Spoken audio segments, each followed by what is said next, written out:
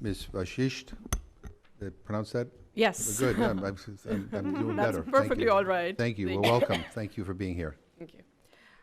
Good afternoon, ladies and gentlemen. I would like to thank the Tom Lantos Human Rights Commission for inviting me to testify here as a witness today. It's worth remembering that this commission is named after the late Congressman Tom Lantos, a Hungarian-born Holocaust survivor.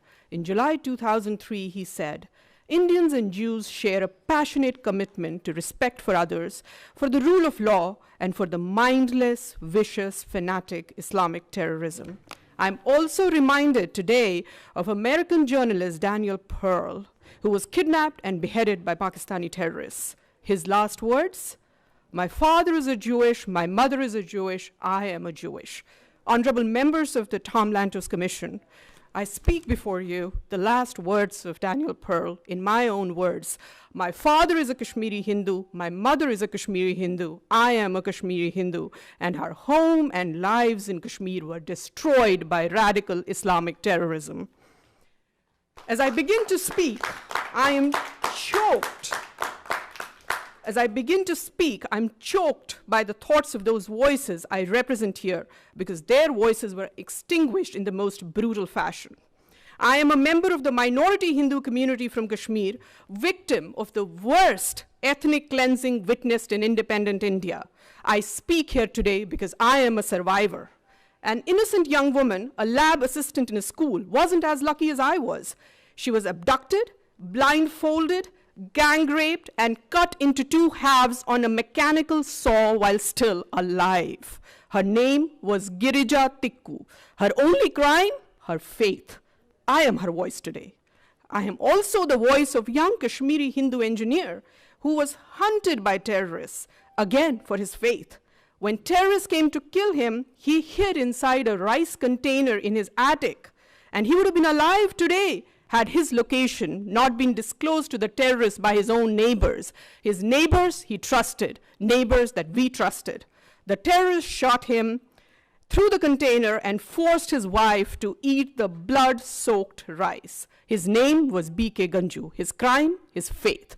I speak for him today. I could go on and on. We have seen ISIS level of horror and brutality in Kashmir 30 years before the West was even introduced to the brutalities of radical Islamic terror. I'm glad these hearings are happening today, because when my family and I lost our homes, our livelihood, and our way of life, the world remained silent. Where were the advocates of human rights when my rights were taken away? Where were they on the night of 19th January 1990, when there were voices blaring from all mosques in Kashmir that they wanted Kashmir with Hindu women but without Hindu men? Where were the saviors of humanity when my feeble old grandfather stood with 2 kitchen knives and an old rusted axe, ready to kill my mother and I in order to save us from the much worse fate that awaited us if we landed in the hands of terrorists on the same fateful night? My people were given 3 choices: flee, convert, or die. Around 400,000 Kashmiri Hindus fled right after that night of horror. They survived. Those who didn't were killed. Today, 30 years later, I'm still not welcome in my home in Kashmir. I am not allowed to follow my faith without fear. My house in Kashmir is illegally occupied, as those of countless others in my community. Those that are not occupied have mostly been burned down or are ransacked. Thousands of our temples have been vandalized, desecrated, and lay in ruins. Every effort has been made to eradicate Hinduism from Kashmir. Today, Kashmir is home to only one religion.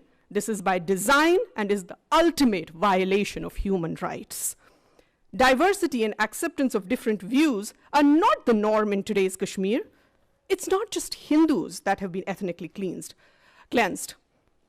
Sikhs have been massacred. A fatwa was announced against Christian schools in Kashmir, accusing them of luring Muslims to Christianity.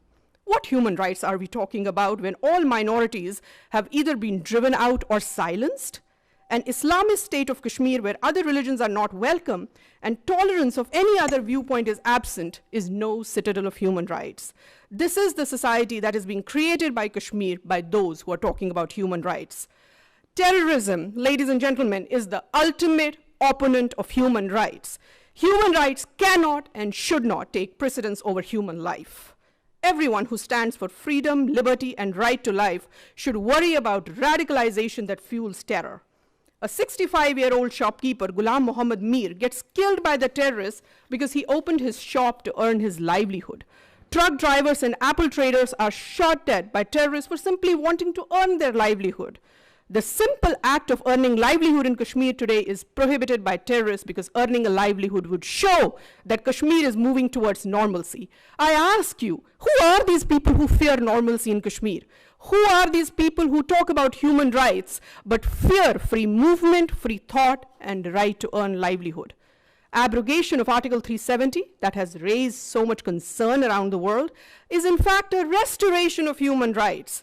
Indian Constitution, which is modeled on the US Constitution, Indian Constitution, Excuse me, everybody. Indian Constitution, which is modeled on I the... want to say, just, I mean, we want to give everybody the respect of listening to them, so I would urge that nobody interrupt. Thank you so much, All right. Chairman. I was saying that Indian Constitution, which is modeled on the US Constitution, is the most liberal document in the world. The Constitution was not applicable to J&K in totality as long as Article 370 was in force. After abrogation of Article 370, people of Jammu and Ladakh have been liberated from the tyranny of being half citizens in their own country. Child marriage, which was responsible for child trafficking and sex trafficking, has been made illegal in Kashmir. Kashmiri women and LGBTQ community in Kashmir has been given the same rights as other Indian citizens. As a mother, it's very important to me now that child marriage has been outlawed in Kashmir. Today, I'm delighted that Kashmiris have the same rights as Indian citizens. If something as serious as women's right to own property and granting of LGBTQ rights to choose, amongst many others, has been accomplished through abrogation of Article 370, then it's safe to assume that restoration of internet in few remaining districts of Kashmir is not too far away. I am a proud daughter of Kashmir. I am a proud legatee of India's composite civilization. Terrorism has uprooted me and snatched my home from me. I hope my human rights are restored too someday, and the human rights of my community. Thank you. Thank you very much.